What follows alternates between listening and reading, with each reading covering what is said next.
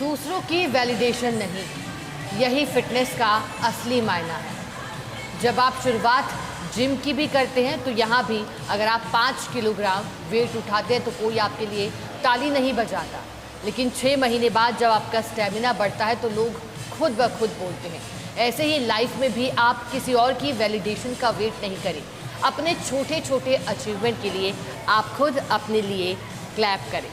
नमस्कार, very good morning Jaipur. मैं हूं आपके साथ शिखा शर्मा। स्वागत करती हूं आपका हमारे इस खास बुलेटिन सेहत और खबर है साथ साथ है में। हम आ गए हैं वैशाली नगर स्थित स्वेटअप द लग्जरी फिटनेस जिम में। शुरुआत करेंगे आज के दिन की, आपको बताएंगे फिटनेस टिप्स भी, लेकिन सबसे पहले बताते हैं आपको बड़ी हैपनिंग्स। कल क्या कुछ हुआ, आज क्या रहेगा मुख्यमंत्री बजुलाल शर्मा का दौरा, मौसम कैसा रहेगा। चलिए शुरुआत करते हैं आज के दिन की। सबसे पहले बात करते हैं मुख्यमंत्री बजुलाल शर्मा का आज का प्रस्तावित कार्यक्रम क्या कहता है। मुख्यमंत्री बजुलाल शर्मा आज उदयपुर जाएंगे। सुबह 7:50 पर उदयपुर एयरपोर्ट पहुंचकर सर्किट हाउस के लिए रवाना होंगे। सुबह 8:25 पर सर्किट हाउस पहुंचेंगे मुख्यमंत्री बजुलाल शर्मा। बता दें कि सुबह 10:20 पर सर्किट हाउस से रवाना होंगे मुख्यमंत्री। सुबह 10:30 बजे महाराणा भूपाल स्टेडियम पहुंचेंगे मुख्यमंत्री। सुबह 10:40 से 12 बजे तक महाराणा भूपाल स्टेडियम गांधी ग्राउंड में कार्यक्रम होगा। मुख्यमंत्री बजुलाल शर्मा शामिल होंगे। तो आज मुख्यमंत्री बजुलाल शर्मा का उदयपुर अर्थात झीलों की नगरी जाने का एक खास कार्यक्रम है। दरअसल उनके दौरे की शुरुआत अब से कुछ ही घंटे में 7:50 पर उदयपुर एयरपोर्ट पहुंचकर सर्किट हाउस के लिए रवाना होंगे। बता दें कि सर्किट हाउस पहुंचेंगे 8:30 बजे के लगभग और फिर 10:20 पर सर्किट हाउस से रवाना होंगे मुख्यमंत्री।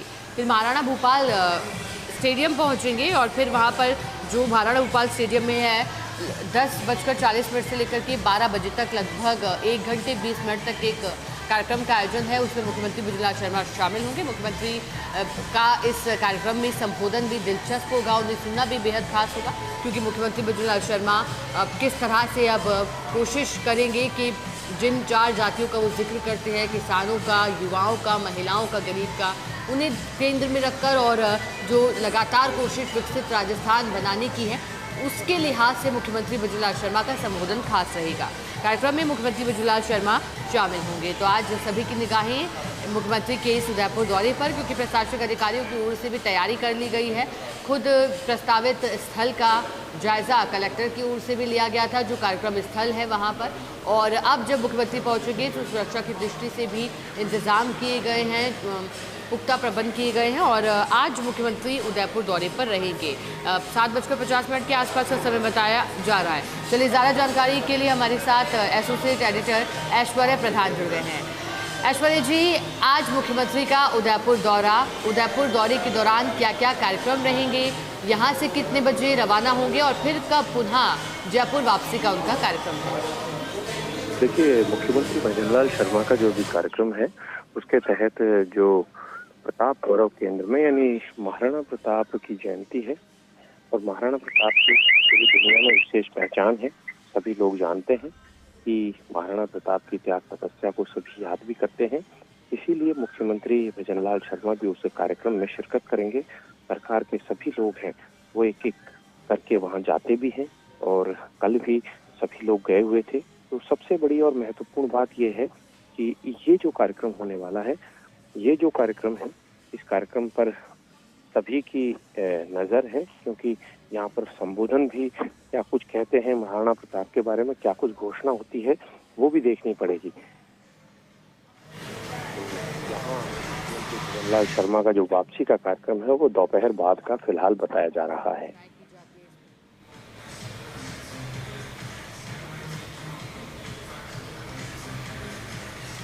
बिल्कुल ऐश्वर्या जी, जैसा कि आपने कहा दोपहर बाद वापसी का कार्यक्रम बताया जा रहा है और वाकई क्या कुछ घोषणाएं होती हैं, ये भी खास मायने रखता है। बहुत शुक्रिया ऐश्वर्या जी आपका। आगे भी आपसे जुड़ेंगे अपडेट के लिए। फिलहाल के लिए आपका बहुत धन्यवाद।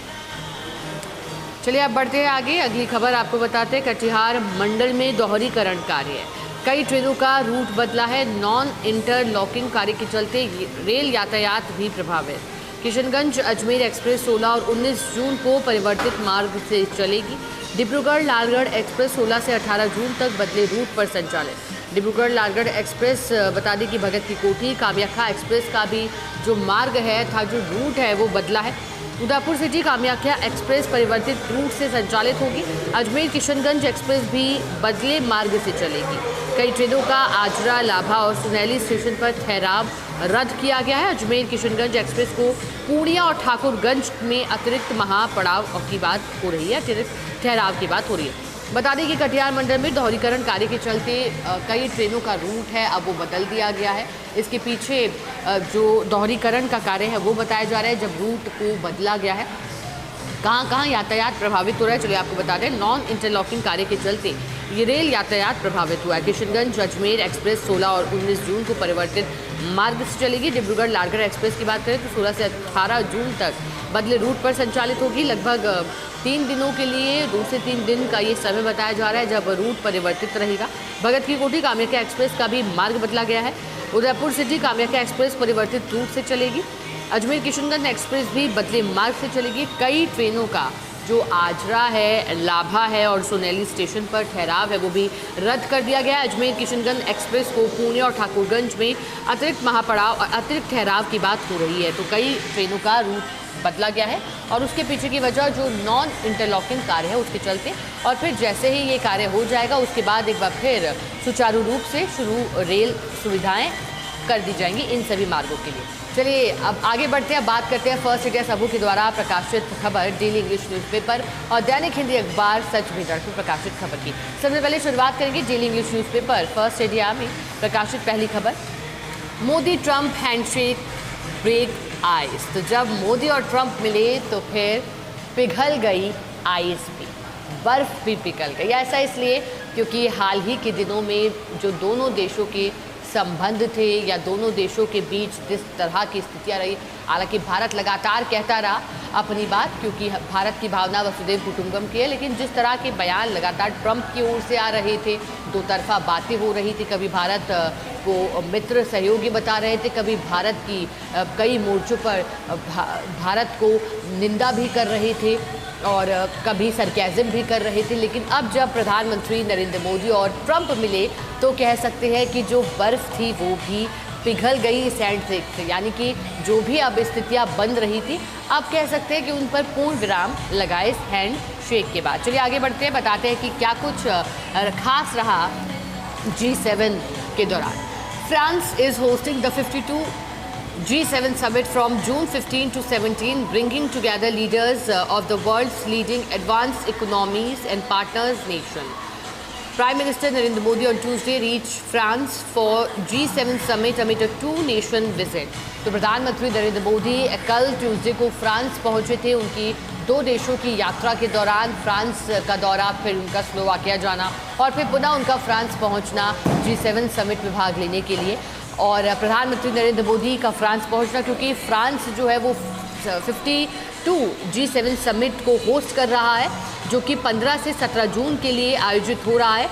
World's leading advance economies and partners nation भी यहाँ पहुँची हैं, जो पूरे ही दुनिया भर में आर्थिक दृष्टि से जो मजबूत राष्ट्र हैं वो, और अन्य जो G7 के जो सदस्य देश हैं वो भी इसमें भाग लेने के लिए पहुंचे और प्रधानमंत्री नरेंद्र मोदी भी भाग लेने के लिए पहुंचे। Addressing world leaders at the avian outreach session, PM Modi emphasized that true interaction or international partnership are measured by how effectively they enable development and developing nation to build for themselves।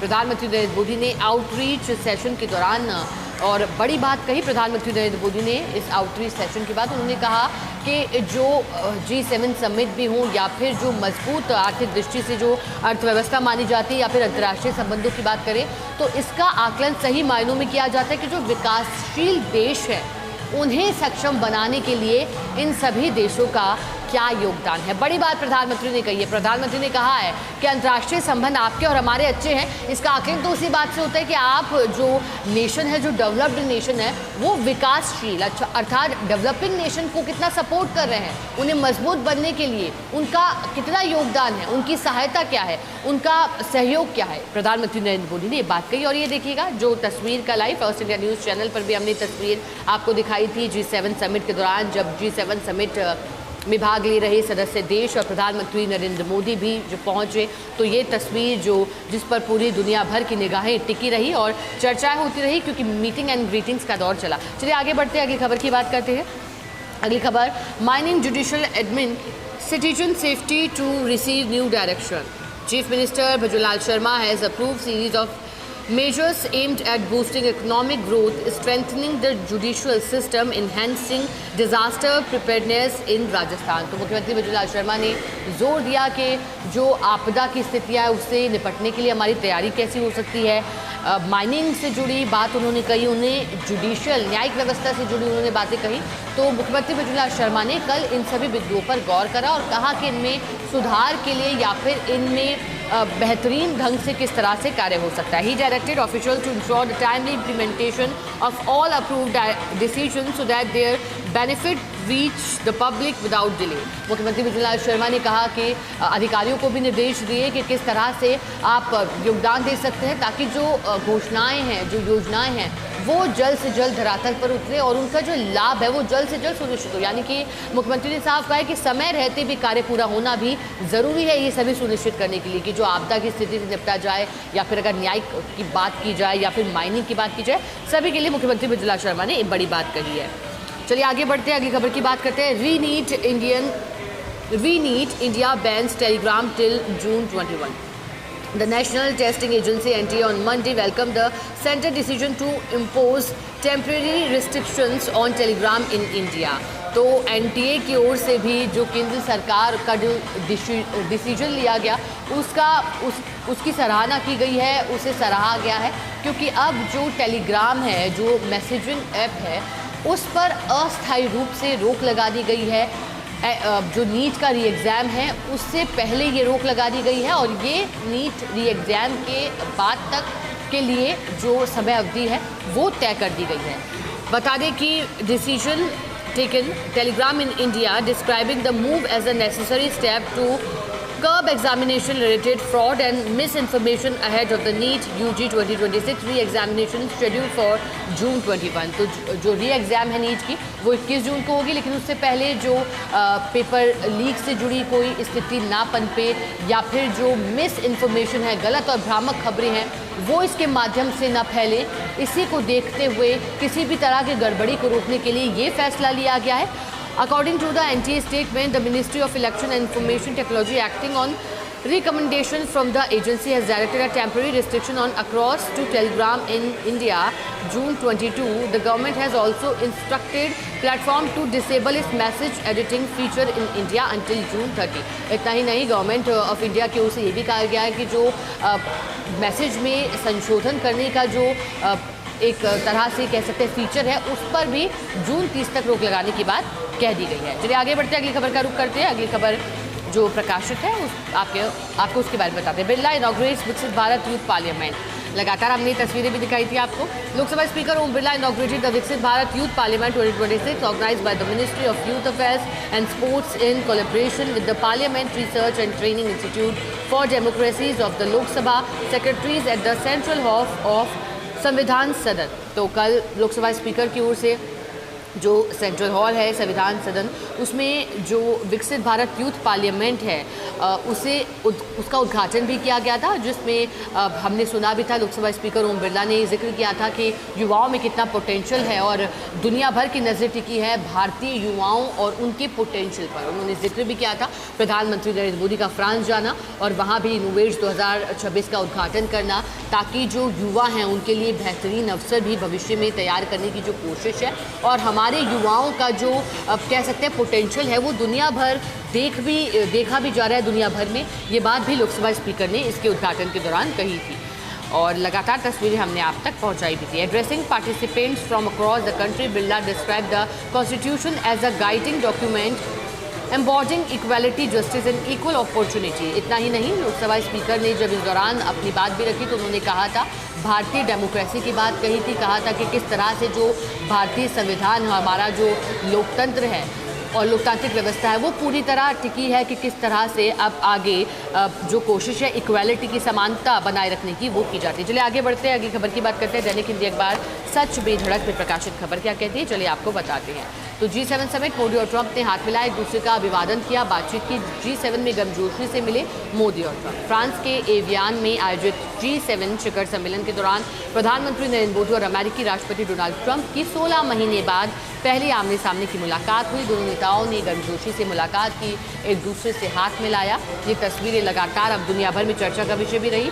बता दें कि सम्मेलन के दौरान दोनों नेता एक साथ बैठे नजर आए। हालांकि इस संक्षिप्त मुलाकात में कोई चर्चा का आधिकारिक ब्यौरा अभी सामने नहीं आया है। हालांकि क्या दोनों की बातचीत हुई होगी, इसका ब्यौरा फिलहाल अभी तक सामने नहीं आया है, लेकिन जो मुलाकात हुई वो जरूर गर्मजोशी के साथ हुई है। चलिए आगे बढ़ते हैं, अगली खबर की बात करते हैं।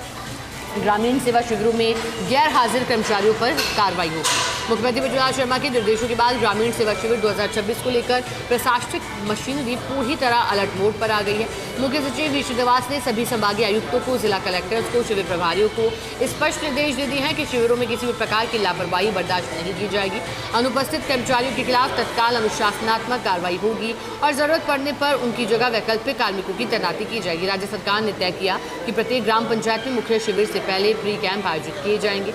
इनमें झूलते बिजली तारों की मरम्मत, खराब हैंडपंपों को दुरुस्त करना, पात्र लोगों के आवेदन तैयार करना, सरकारी भवनों के लिए भू आवंटन जैसे कार्य किए जाएंगे। यदि कोई मामला लंबित रह जाता है तो फिर फॉलोअप कैंप भी लगाया जाएगा और समाधान किया जाएगा। लेकिन गैर हाजिर अगर कर्मचारी रहे तो फिर उन पर कार्रवाई की तैयारी भी पूरी है। चलिए आगे बढ़ते हैं, अगली खबर की बात करते हैं। राजस्थान पुलिस के फील्ड मार्शल राजीव शर्मा ने डीजीपी पद की गरिमा प्रतिष्ठा को पुनर्स्थापित किया है।